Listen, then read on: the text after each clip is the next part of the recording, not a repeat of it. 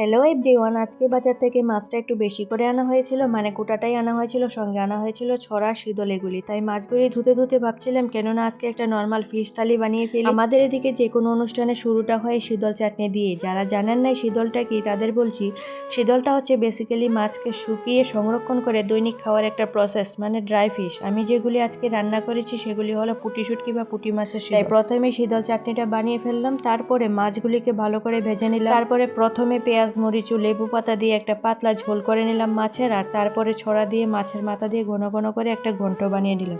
মাছের এইভাবে পাতলা ঝোল রান্নাটা আমার বাবার বাড়িতে বেশি হয়, আমার কাছে সবচেয়ে বেস্ট লাগে এই রান্নাটা। শুধুমাত্র এই রান্নাটা দিয়ে সব ভাত খেয়ে নিতে, মাছের মুড়ো দিয়ে মুখিয়ে, এটাও কিন্তু দুর্দান্ত স্বাদের একটা রেসিপি। আজকে সবগুলি রান্নাই আমার রেডি। এখন একটা ফিশ থালি সাজিয়ে নিলাম। আমার রান্নাগুলি কেমন হয়েছে অবশ্যই জানাবেন, আর যদি রান্নাগুলি ভালো লেগে থাকে তাহলে অবশ্যই একটা লাইক দিয়ে যাবেন। দেখা হচ্ছে নেক্সট রান্নায়। টাটা।